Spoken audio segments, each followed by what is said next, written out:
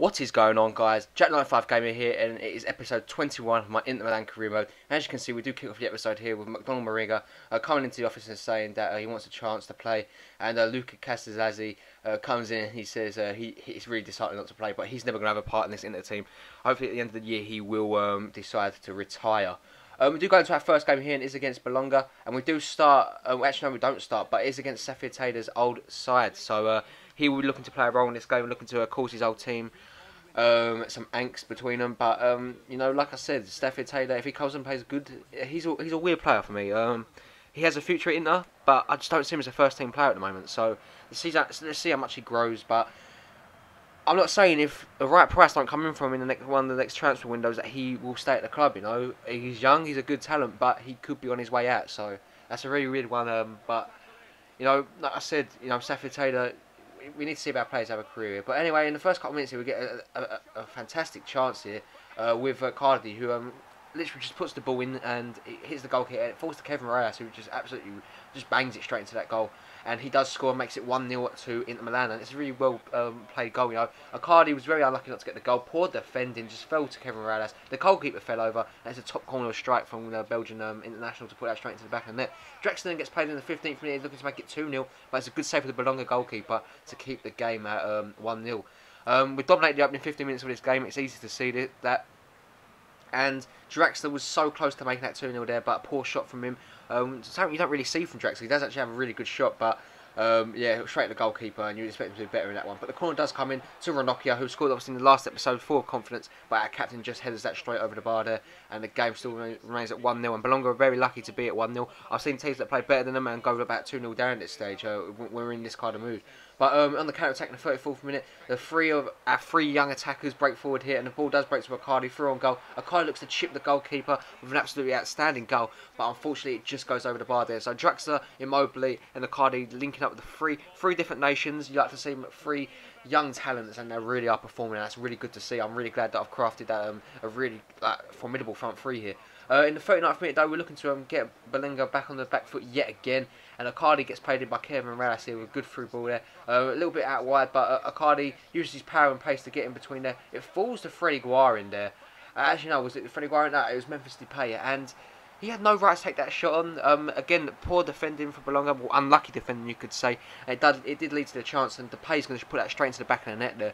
A very poor shot on the spin. Icardi was causing all the problems here, but look at this poor defence. You know, it just falls straight into Icardi's path, and just this disheartening defending really from Bologna. You know, just half-hearted. Look at this. He leans in, but he's nowhere close to it. Poor goalkeeper. You could argue it's a very weak goal to go in.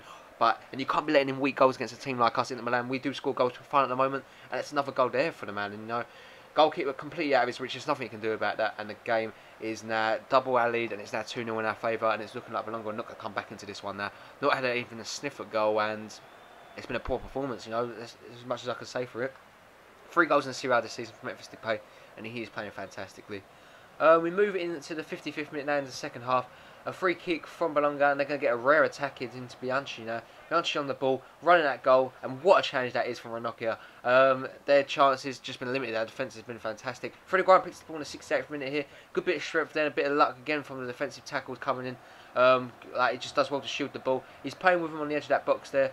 Eventually he will get across him, but again, he's just playing it down the line. 3 men on him. He crosses the ball in somehow, gets it into Icardi. It falls back to Memphis Depay. It takes the shot, but it's a good defensive block there from their player to keep the game at 2-0 and keep Bologna kind of in the game really. No, get another goal back at this stage, and it could be a very nervy end. But we do pick up the ball here. Lucas put the game to bed. Freddie Guar picks it up, run away from the defenders, cuts back inside, plays it into Hernandez, who's coming as a sub. Falls to Safir Taylor. Can he score against his old club? Taylor takes the shot, and of course he does. He does score against his old club, but he shows the mark of respect for not celebrating there.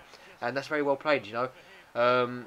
He took the goal well, and we need to do another goal, I feel, just to kill this game off. You know, Bologna, you know, at 2-0, you still always fancy yourself get a goal back and then a late goal. It could always happen if a team's confidence dips or a team's confidence dips. But Taylor just literally just blasts through his old teammates there and just powers it past the goalkeeper to score against his former club and to make it 3-0 for Inter. And that's really well played there. You could argue the goalkeeper could have done better, but like I said, you know, the goalkeeper could have done better on all the goals, really, I feel.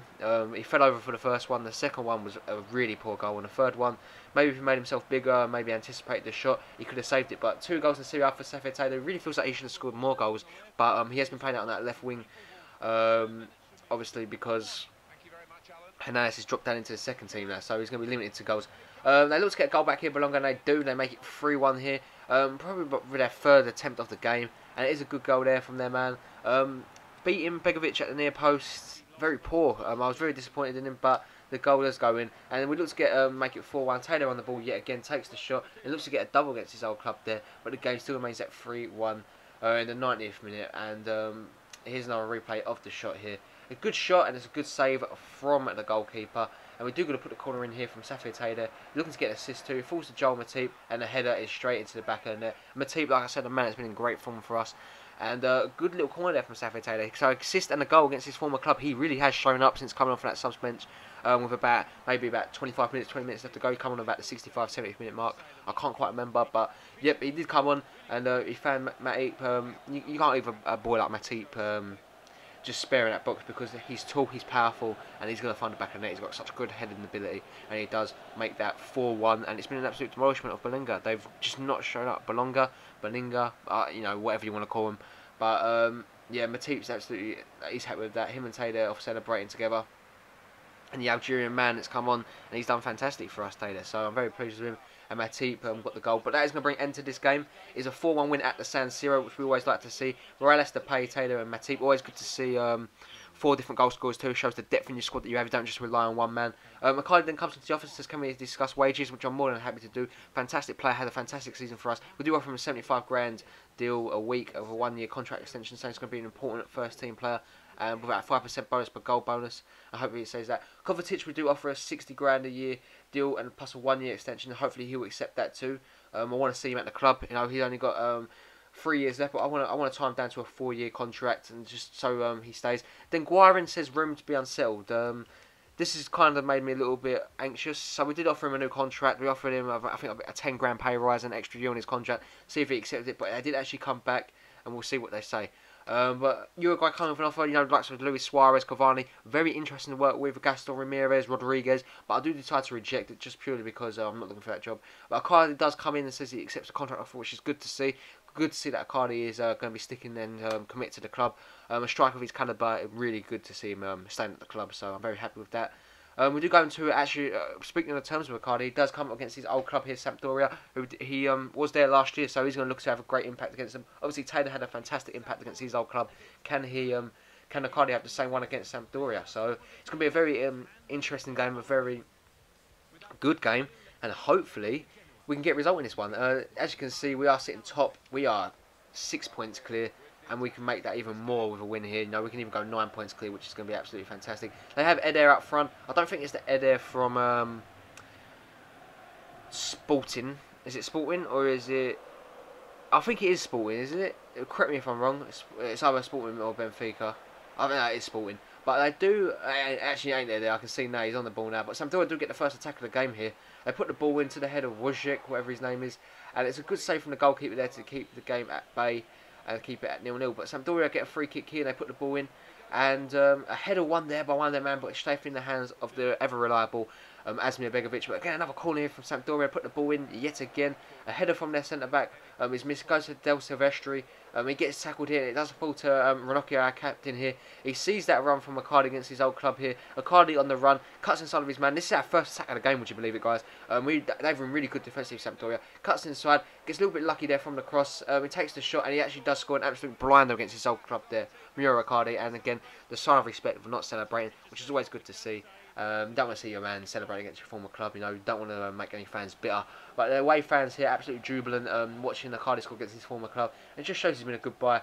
He takes the ball down too easily there, and just literally a delicate little like finesse shot, curler, right around the goalkeeper and go straight to the back of the net. And another player I'm very interested in seeing that has been a defensive rock for Sampdoria this game was Pedro Obiang. What a great player he is. You know, I'm going to really, because we're going Champions League football is all but a certainty this season. You know, we're going to get it, and we're probably going to win the league. So I want to get someone in for depth in that role, and Aubameyang is that step. Obiang, Pedro Obiang, 19 goals this season for Icardi. But yeah, Obiang, a great player that I want to see at the club. But going to the second half here, straight at the start of it, Depay picks up the ball, plays a fantastic through ball into the path of Icardi. Icardi now picks up the ball here, takes the shot, and it just goes wide there. Very poor shot there from Icardi. I believe it did go out for a corner actually. Yeah, it did go out for a corner. So it was a great defensive challenge there from their defender. And also my voice just went there, but yeah, from their defender, and the corner does come in, and Matip wins it. You know, the ever reliable Matip in the, like aerially, he's fantastically. He's just godly, isn't he? But Du Silvestri picks up the ball here for Sampdoria. He's running. He's been causing a lot of problems for us. Cuts inside there of his man.